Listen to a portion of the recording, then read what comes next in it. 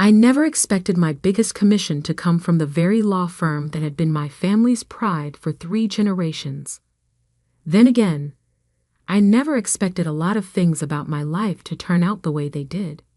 My name is Alexandra Walker, and this is the story of how I turned my family's greatest disappointment into their most expensive revelation. I still remember the exact moment my father's disapproval of my art became something more than just passing comments. I was 17, standing in our living room, surrounded by my portfolio pieces for art school applications. Each canvas represented hundreds of hours of work, dreams captured in oil and acrylic. "What is this?" Dad's voice cut through the quiet afternoon.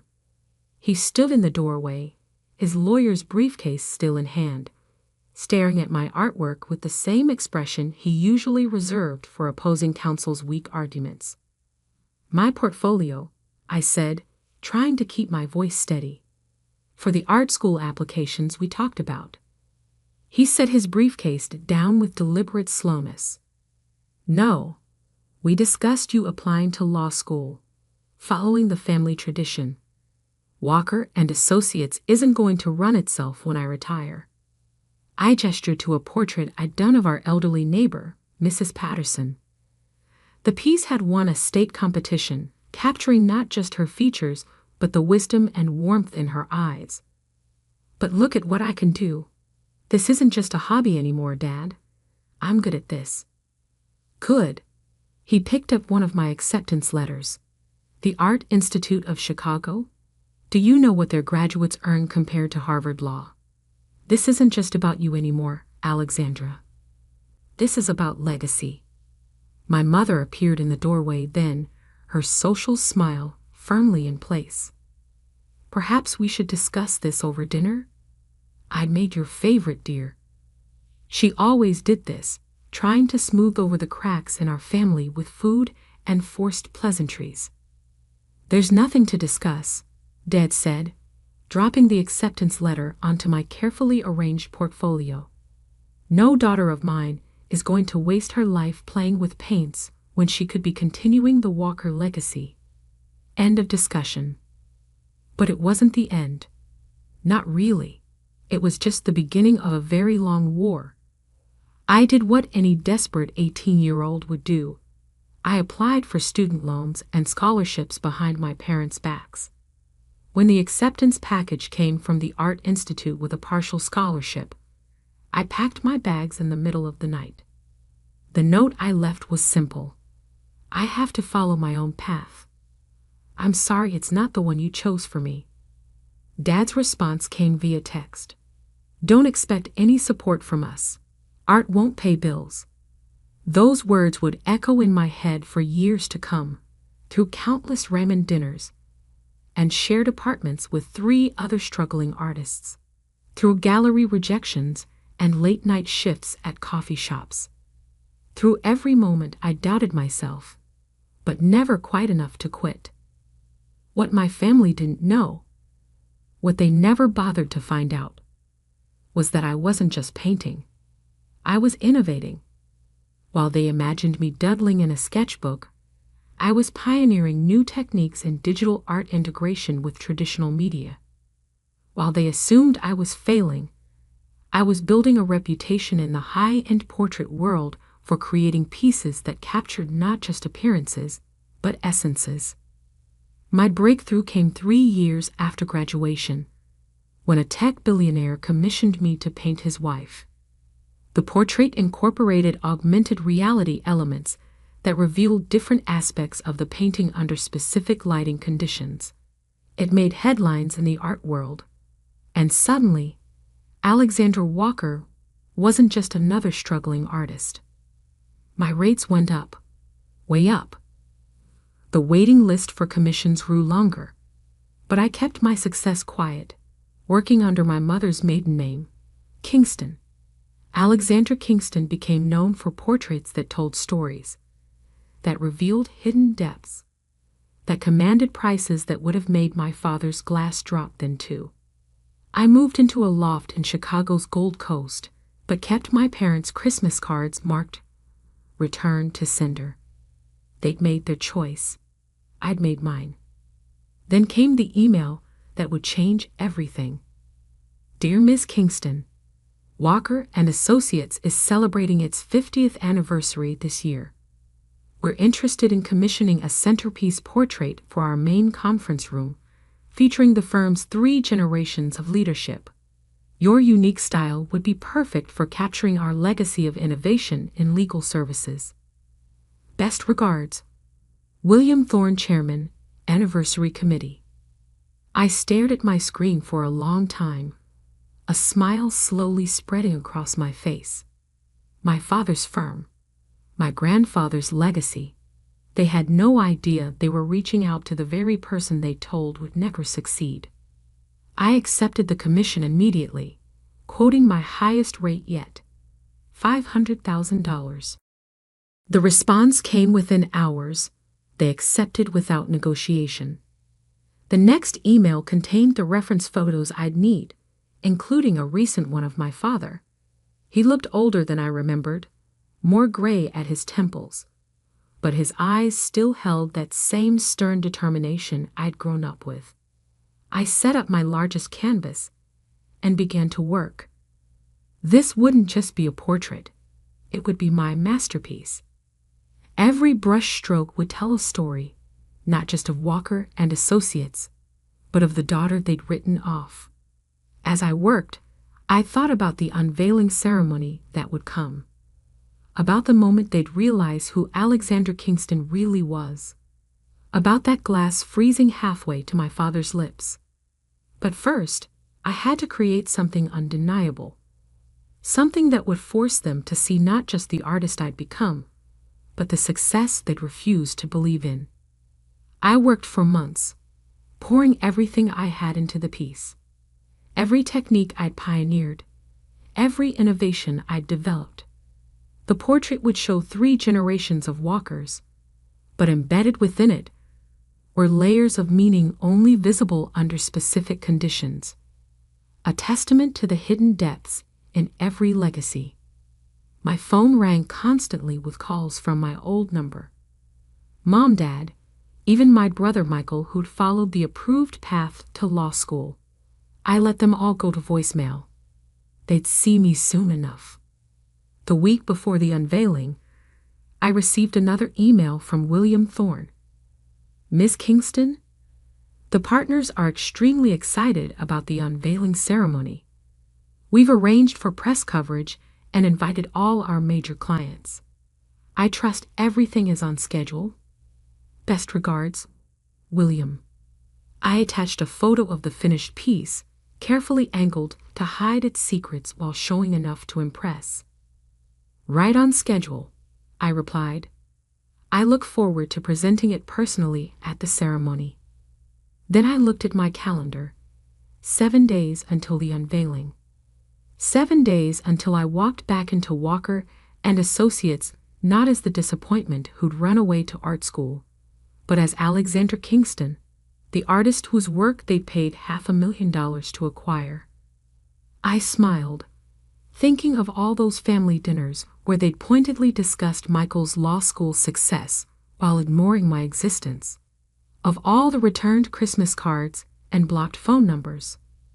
"Art won't pay the bills," Dad had said.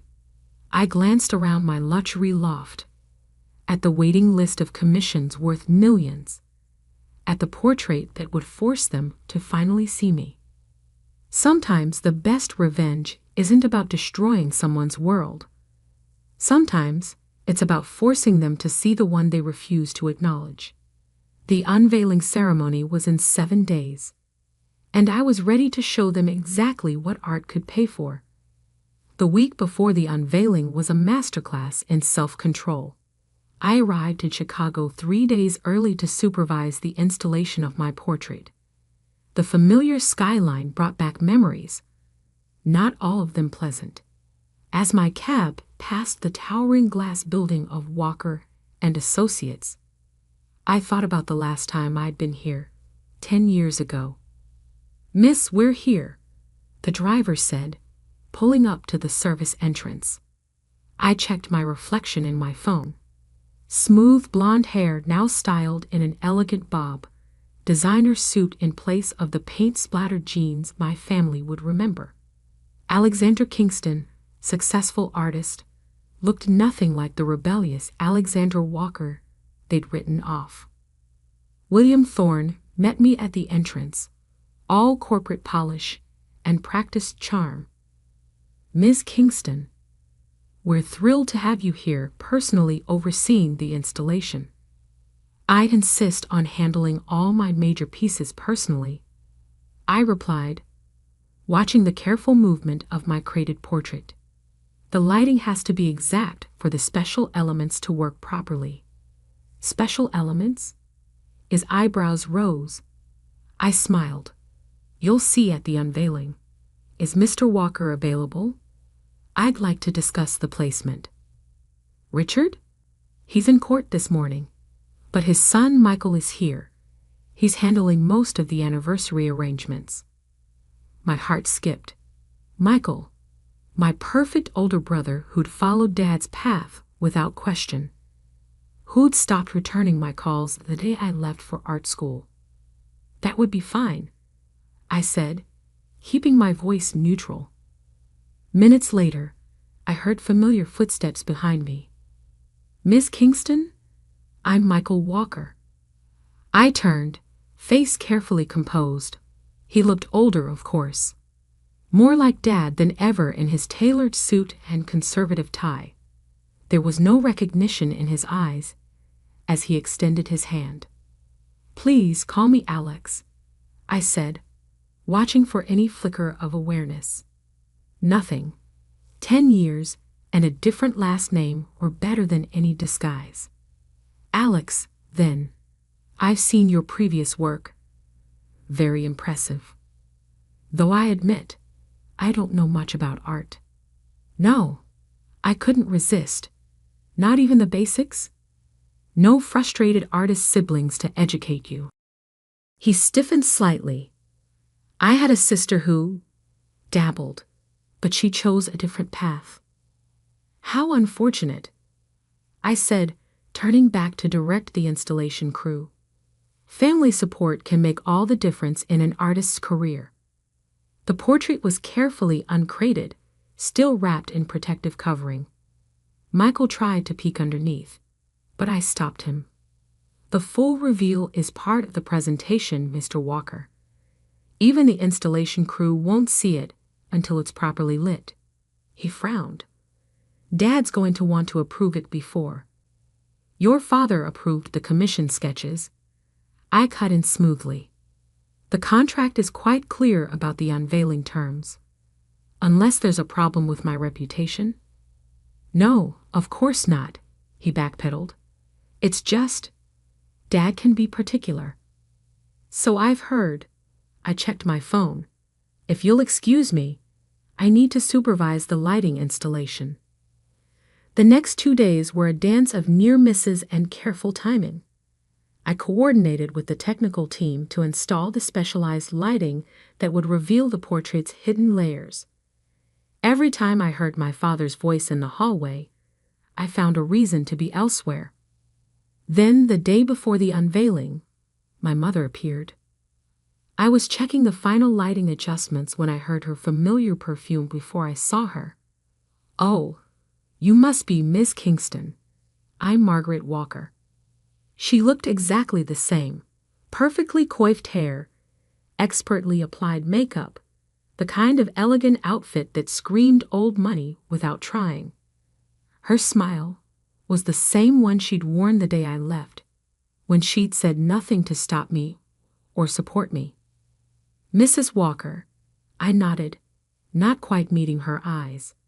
"I was just finishing up here." I couldn't help but notice. She gestured to the covered portrait. "Will we get a preview?" "Richard is quite excited about the commission, though he'd never admit it." "The unveiling is tomorrow," I said. "Everything has to be perfect." She stepped closer, lowering her voice. "You know, I had a daughter who was an artist, or wanted to be. I sometimes wonder if she succeeded. I finished, my heart pounding. Have you tried finding out? Richard forbade it, she sighed. But I keep hoping one day I'll see her name in a gallery somewhere. I almost told her then. Almost said, Mom, it's me. I made it. But I remembered all the times she'd stood silently by while Dad crushed my dreams. All the chances she'd had to reach out after I left. Perhaps she's closer than you think, I said instead, gathering my things. Excuse me, I have a meeting with the technical team. That night, in my hotel room, I looked at my phone.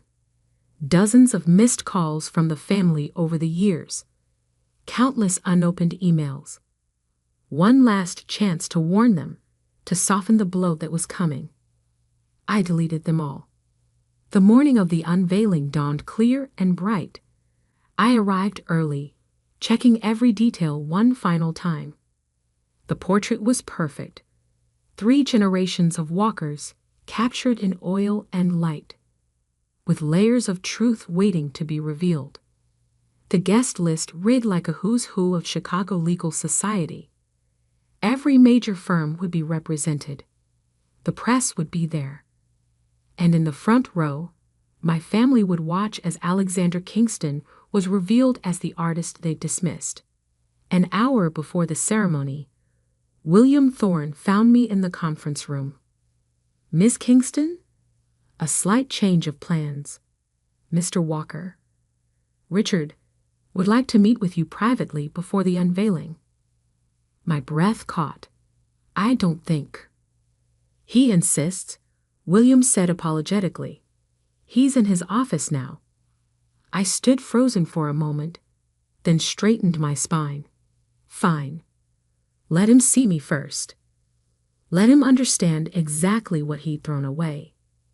The walk to his office felt like walking through memory. How many times had I visited him here as a child, dreaming of the day I'd make him proud? The nameplates on the doors had changed, but his was the same. Richard Walker, managing partner. I knocked once, then opened the door. He stood at the window, exactly as I remembered. Tall, imposing, the very image of legal authority.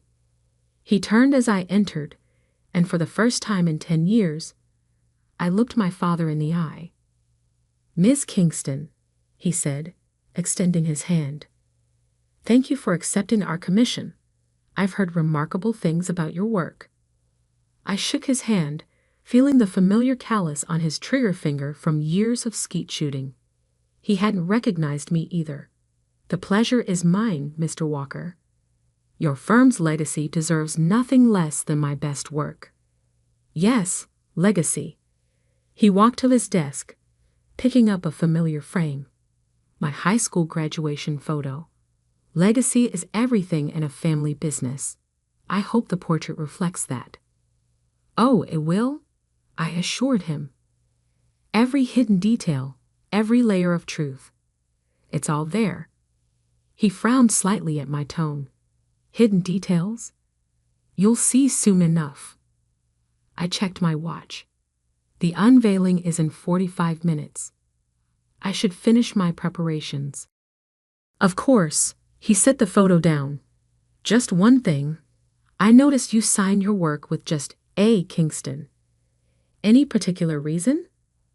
I paused at the door. Sometimes, Mr. Walker, the names we choose matter more than the ones we're given. I left him puzzling over that, my heart racing. In less than an hour, everything would change. The portrait would be unveiled, and with it, every carefully constructed wall between Alexander Kingston and Alexandra Walker would crumble.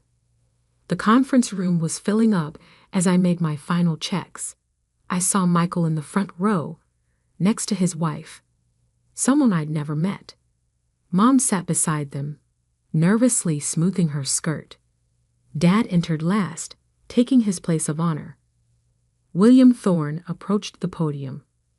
Ladies and gentlemen, distinguished guests, Welcome to the unveiling of Walker and Associates' 50th anniversary portrait, commissioned from the renowned artist Alexander Kingston.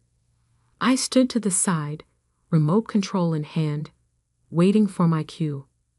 One button would activate the special lighting. One button would reveal every hidden truth I'd painted into this piece. One button would show them exactly who Alexander Kingston really was. The moment of revelation was finally here. William Thorne's voice filled the packed conference room. And now, it gives me great pleasure to introduce the artist herself, Alexandra Kingston. The spotlight found me as I walked to the podium, aware of every eye in the room. My father sat in the front row, that familiar look of polite interest on his face. The same expression he'd worn at countless school art shows before dismissing my work. "Thank you, Mr. Thorne," I began, my voice steady. "Art has a unique power to reveal truth. Not just what we see on the surface, but the layers beneath. The stories we tell, and the ones we hide." I pressed the first button on my remote. The lights dimmed, and a soft glow illuminated the covered portrait. This portrait uses a technique I developed called revelation lighting. Different spectrums reveal different layers of truth within the painting. What seems obvious at first glance might hide something deeper. My mother leaned forward, intrigued. Michael checked his phone. Dad maintained his professional smile. Before we unveil the portrait, I continued, I'd like to share a story. A story about legacy, about family, and about the price of following your dreams. I saw my father's smile fade slightly. Good. 10 years ago, a young artist left home to pursue her passion. Her family, especially her father, told her she was throwing her life away. That art wouldn't pay the bills. That she was betraying her legacy. Dad's posture stiffened. Michael's phone lowered slowly. That artist spent years developing new techniques, pushing boundaries, making a name for herself. A name that wasn't the one she was born with, but one she chose. One that would command $500,000 for a single portrait. Mom's hand flew to her mouth. Recognition flickered in her eyes. Today, that artist stands before you, hired by the very law firm that was supposed to be her destiny. Hired by the father who said she'd never succeed. I pressed the second button. The cover dropped from the portrait. Gasps filled the room. The painting was magnificent.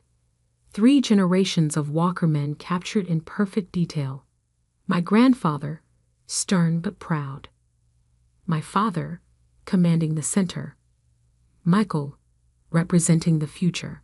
But as the specialized lights shifted, new layers emerged.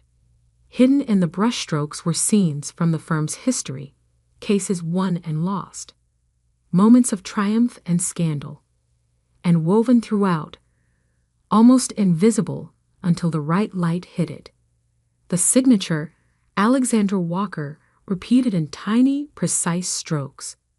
For those wondering, I said into the stunned silence, yes, Alexandra Kingston is Alexandra Walker, the daughter who chose art over law, the failure who now charges more for one portrait than a first-year associate makes in 3 years. Dad's glass of champagne froze halfway to his lips, the same way I'd imagined it would, the same way I'd painted it in one of the portrait's hidden layers. Dad, I said, looking directly at him for the first time. Art does pay the bills. Quite well, actually. The room erupted in murmurs. Camera flashes popped. My mother was crying silently. Michael looked like he'd been slapped. The portrait you commissioned, I continued, pressing the final button, shows more than just 3 generations of lawyers. Watch. The lighting shifted again, revealing the final layer. In the background, barely visible but unmistakable, was a young girl sitting in my father's office, drawing while he worked. Me, at age 7, already knowing what I wanted to be. Legacy isn't just about following in someone's footsteps. Sometimes it's about blazing your own trail, about proving that success doesn't look the same for everyone. I stepped away from the podium. The portrait is yours, Walker, and Associates. Every layer, every truth, every secret. Consider it my contribution to the family legacy. The applause was thunderous, led by William Thorne, who clearly appreciated good theater. Reporters rushed forward with questions. Clients crowded around the portrait, marveling at the hidden details. Through it all, my father sat motionless, the champagne glass still suspended. Finally, he stood. The room quieted as he walked toward me. 10 years of silence stretched between us. "The girl in the portrait," he said hoarsely. "In my office. I remember that day. You let me sit and draw while you worked," I said. "It's one of my favorite memories." I was wrong. The words seemed to cost him physically. "About all of it. About you." "I know. The portrait, it's extraordinary. Like nothing I've ever seen." That was the point. He reached out, hesitated, then pulled me into a rough hug. "I'm sorry," he whispered. "I'm so damn sorry." Over his shoulder, I saw Mom approaching, tears streaming down her face. Michael stood awkwardly behind her, clutching his phone like a shield. "Perhaps," I said, stepping back from Dad's embrace, "we could discuss this over dinner. I know a place. The owner commissioned a piece from me last year. We won't need reservations." Dad laughed, a rough sound with tears at the edges. "I'd like that. All of us?" I looked at my family. Really looked at them. Mom's hopeful smile. Michael's uncertain fidgeting. Dad's proud eyes, finally seeing me clearly.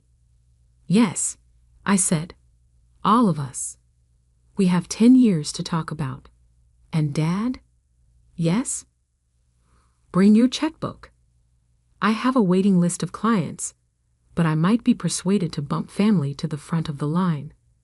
For the right price, of course." His startled laugh was genuine this time.